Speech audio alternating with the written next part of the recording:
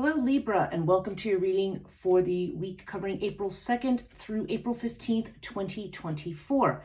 This is your reading if you are a Libra Sun, Libra Moon, Libra Rising, or have another significant Libra placement in your chart.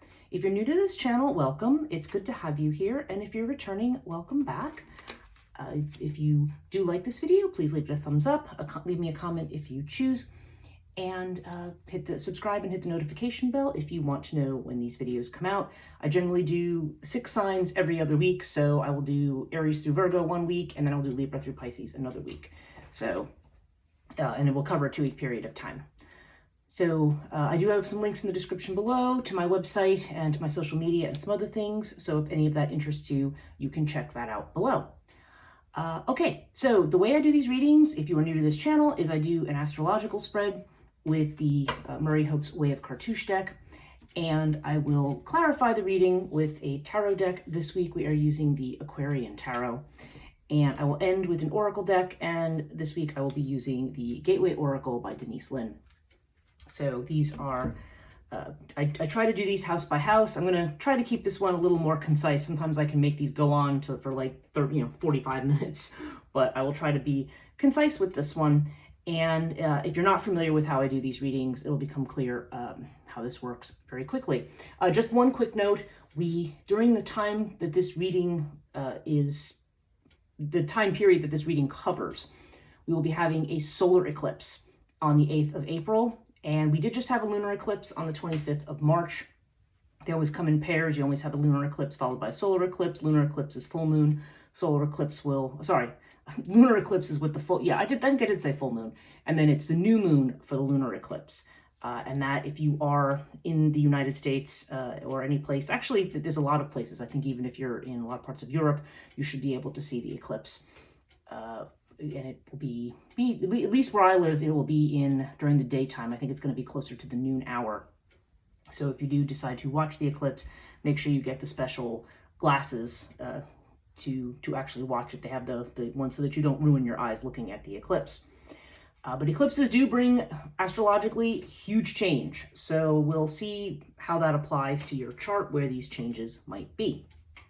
Okay, so our first house here is the Aries house. This is the ascendant house. This is about your personality, how you present yourself to the world. And the cards that we have here for today is the Twins and the Death card. Okay, now the Twins, when the Twins shows up in the first house, and this is not the first time Libra, and it's interesting because the Twins could be either Libra or Gemini in terms of how this could be construed astrologically. But the Twins often comes up in the first house when when you're showing two different sides of yourself to different people.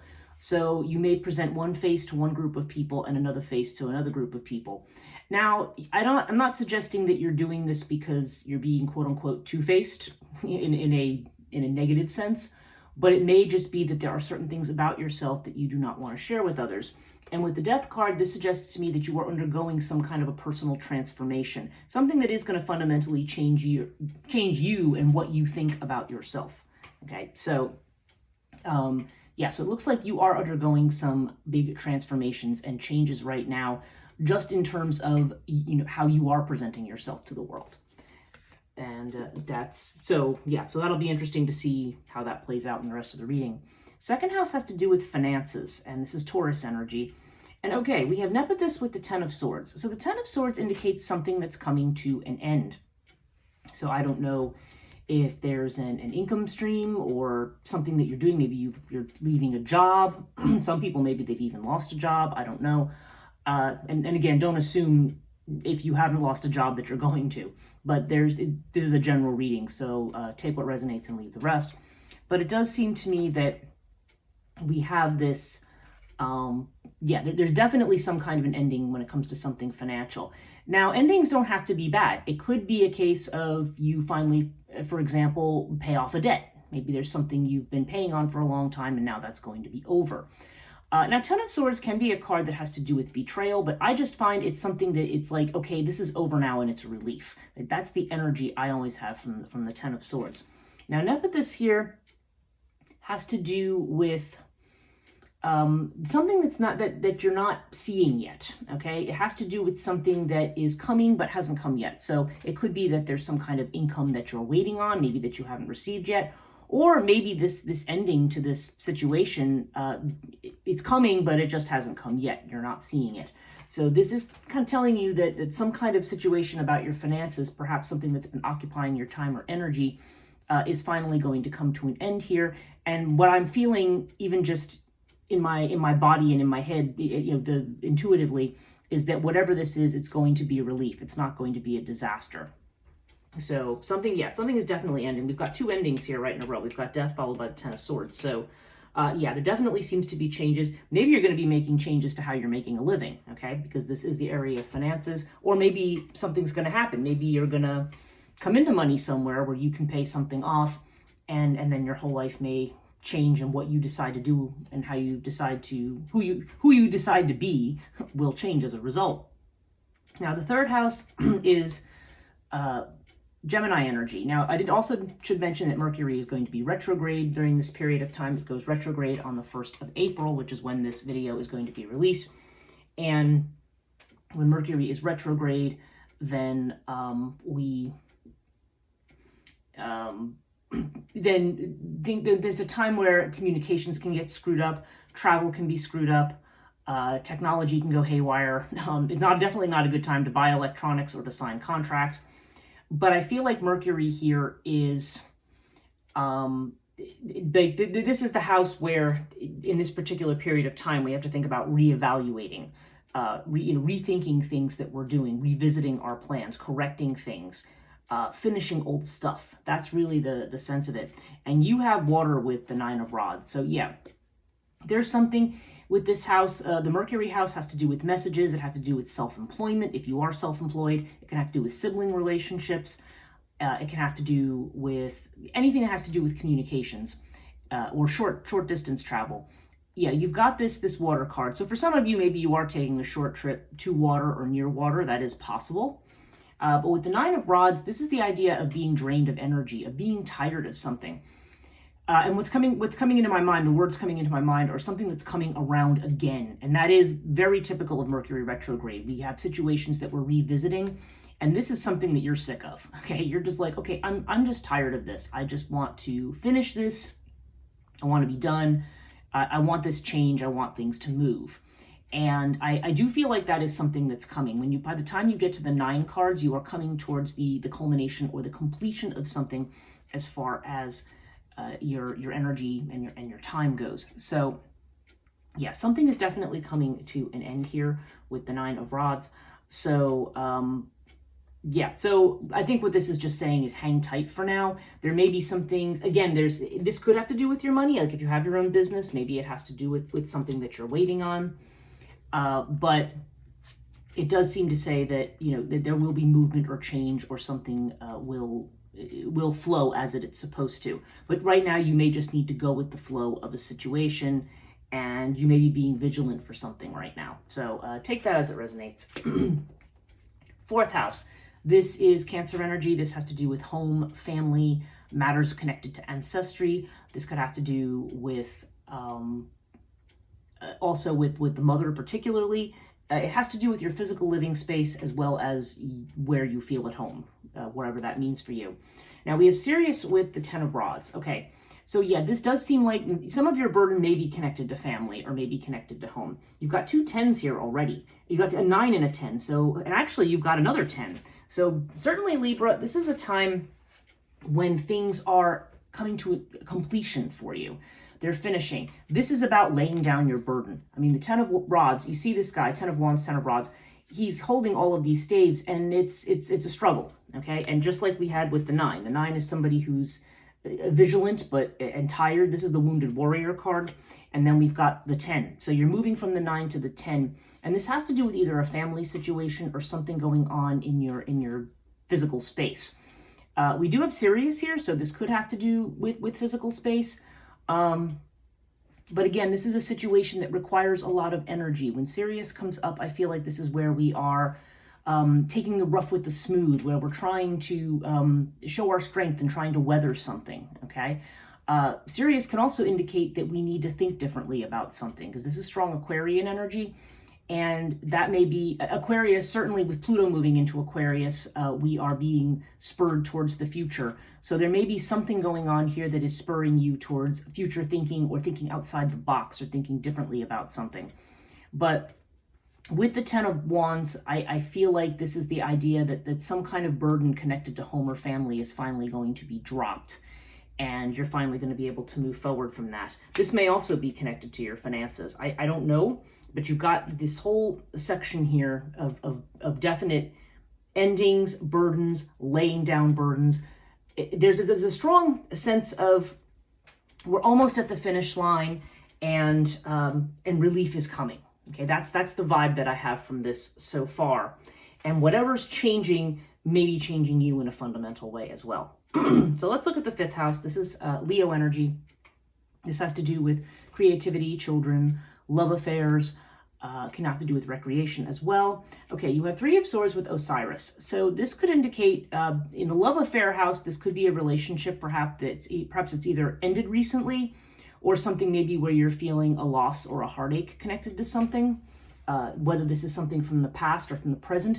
Mercury retrograde period is definitely a time when we may be revisiting things from the past. We could be revisiting old wounds. Somebody from the past might come back again. Or you may just end up in a repeat kind of a situation with somebody, and maybe you feel like you're either just had a heartache or that you're headed towards one. But there's a feeling of separation here. If this has to do with children, it could be a sense of feeling separated from a child. That's a possibility. It can also, in a creative project too, okay, what comes into my mind there, if this is something creative, it could be that a heartache or a loss could be spurring some kind of creativity. Okay, so that is possible for some of you. Now with Osiris indicates basically a stable situation, something strong. Osiris is strong father energy.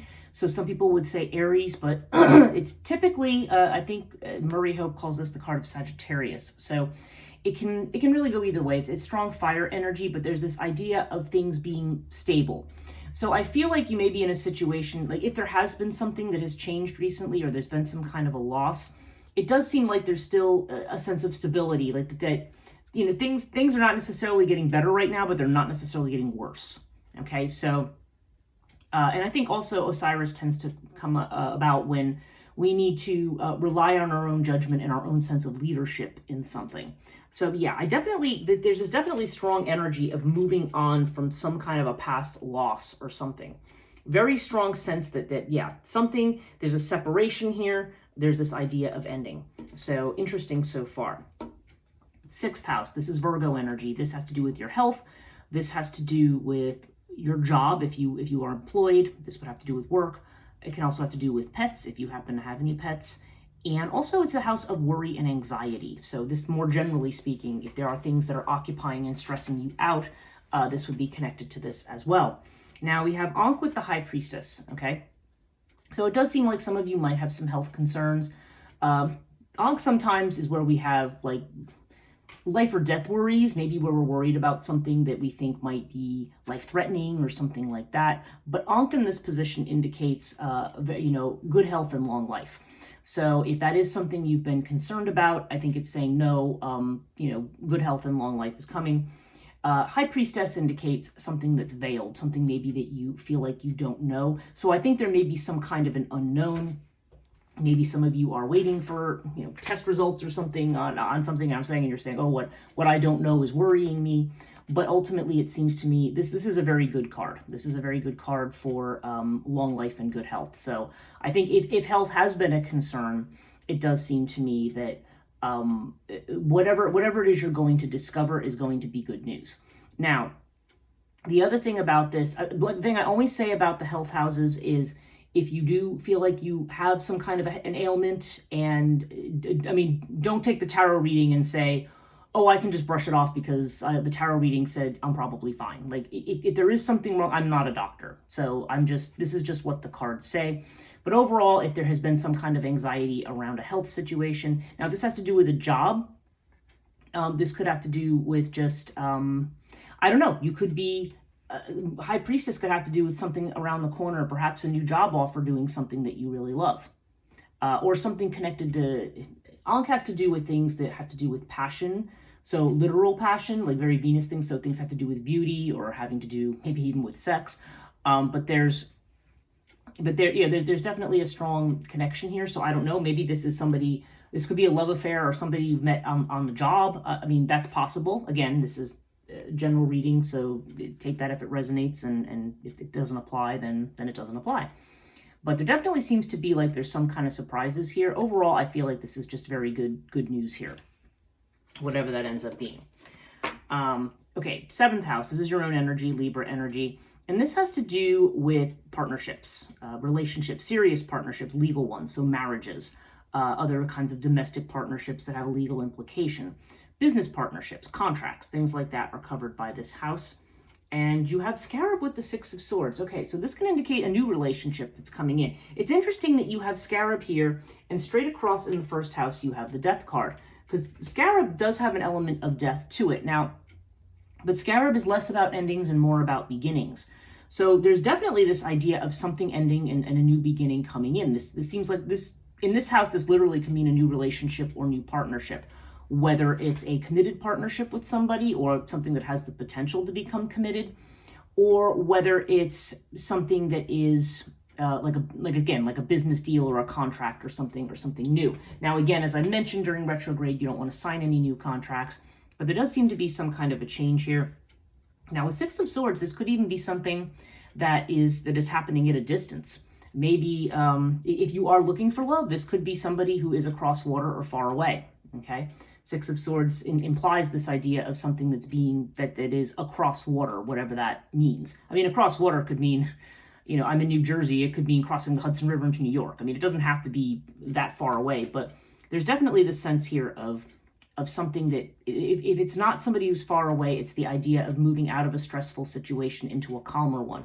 So if there has been a loss here, then it does seem like there's going to be a new beginning, and maybe this is something that's going to happen on a trip or a journey, or maybe it's going to be a new beginning that just means you're going to be moving away from anxiety about a situation. If you're already married or in a partnership and you say, well, that's not me, then it does seem like that maybe changes that are happening to you are also going to be happening within your relationship as well. Because remember, we have the twins over here. So this could be a situation where you are changing and the person who is your partner, there may also be a change that is connected to the two of you in some way. But whatever this change is, it's either, like I said, it's either connected to a move or it's connected to moving out of a stressful situation. So that's good news, certainly. 8th house is Scorpio energy. Scorpio is about transformation. It's about endings and beginnings. And you have the Buckle of Isis here. So the Buckle of Isis indicates that sacrifices you're going to make are going to be rewarded. And so, yeah, so any changes that you're making now, we've got all of this energy here of putting a lot of effort in, making a lot of change, trying to work things out, bringing certain things to an end.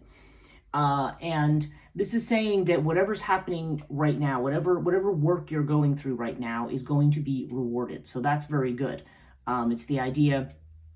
Buckle of Isis often has to do with birth. It has to do with faithfulness, potentially, and fidelity, but it also has to do with birth. So we're seeing a whole lot about death and birth and rebirth here. So there's definitely some big changes coming in for you.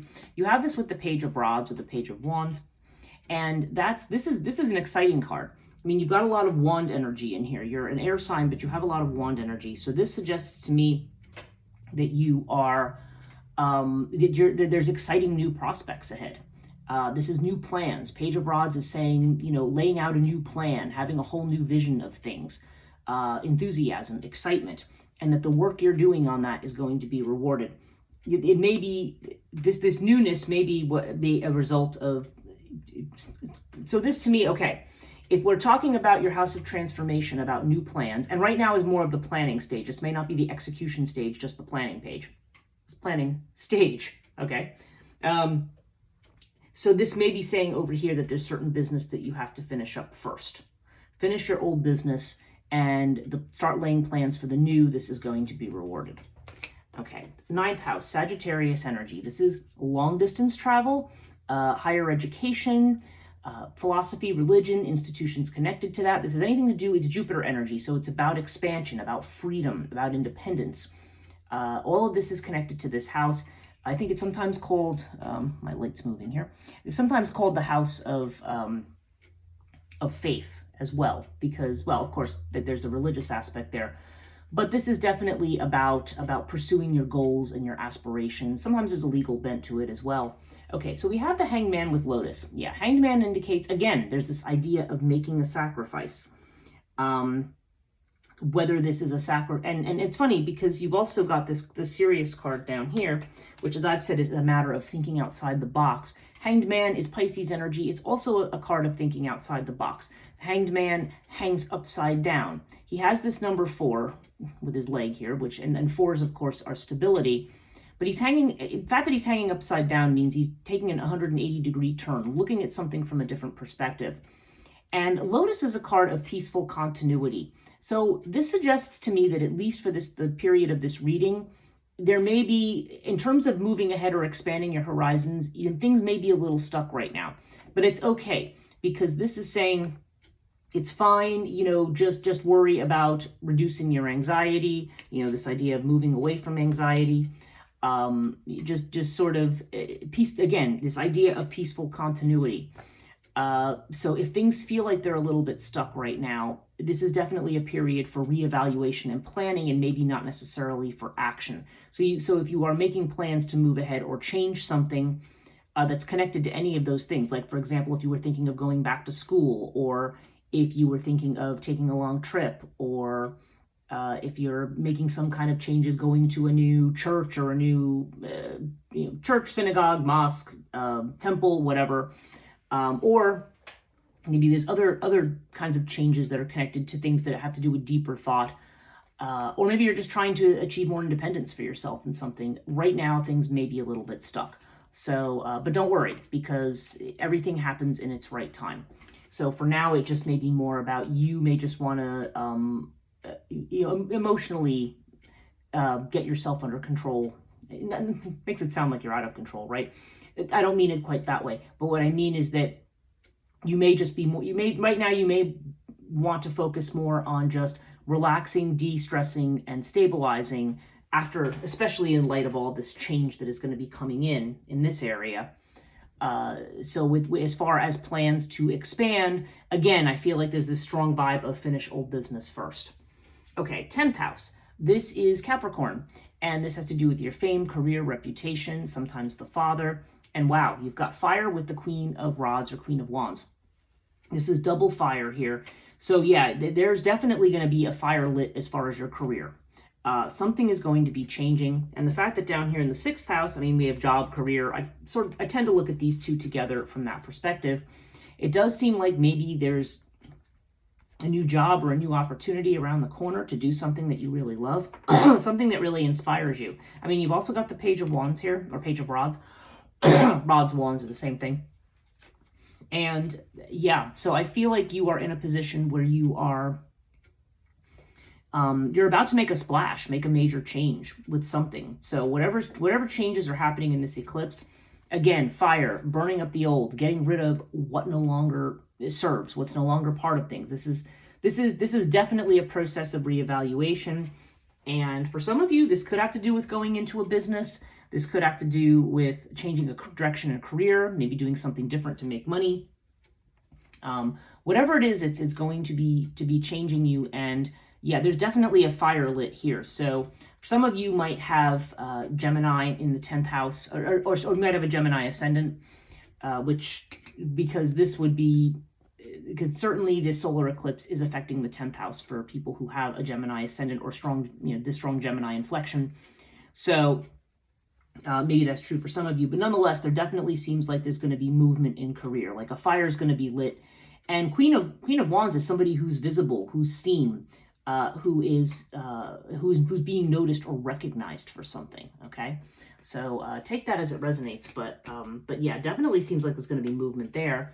And in your 11th house of Aquarius, which has to do with your goals, destiny, your manifestation, your friends, we have Earth with the 10 of Cups. So we have another 10.